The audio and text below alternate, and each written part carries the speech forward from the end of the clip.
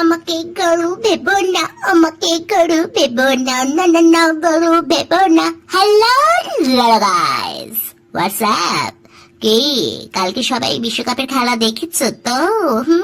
আমিও দেখেছি। বাইরে ভাই, তোমরা কার সাপোর্টার? আর আমি এই বছর যারা বিশ্বকাপ জিতবে আমি তাদের সাপোর্টার। কালকে যারা হেরে গেছে না, তারা দৌড়াদৌড়ি করার জন্য সারা মাঠে ওদের কিছু গুরুত্বপূর্ণ জিনিস পড়ে গেছে। আমি সেগুলো আবার যত্ন করে তুলে রেখেছি তোমাদের দেখাবো বলে। লালা গোটা গোটা বিচি। সরি, নোংরা জোকস। ও শোনো, সবার উপরে হাসতে নেই, কারোর উপর হাসলি না সেই দুঃখটা নিজের উপর চলে আসে।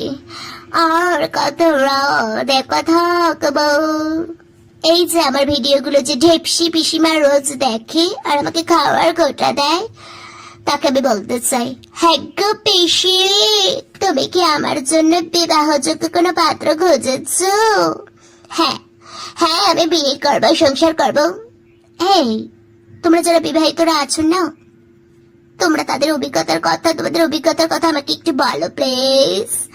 আমাকে একটু পথ দেখাও প্লিজ প্লিজ প্লিজ।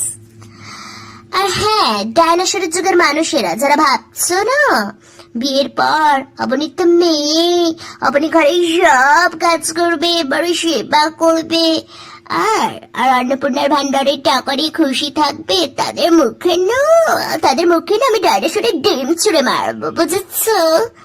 ও বাবা, ডিমের কথা বলতে তো মনে পড়ে গেল, ডিমের কি আকাল পড়েছে গো। সবাই মিলে ডিম নিয়ে ওকে ছিঁড়ে কি একটা থেরাপি করছে। কিসের প্র্যাকটিস, কি থেরাপি, কি জানি কি।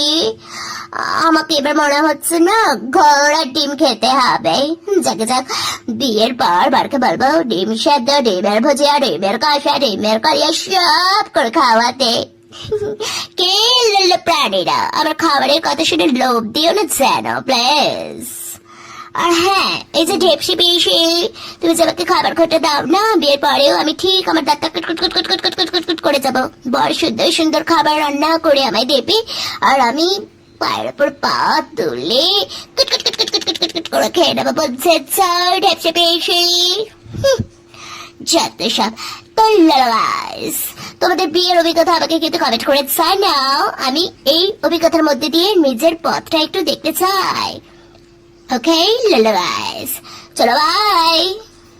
আরে কি হলো, যাও, আমার খাবারে নজর দিও না কিন্তু।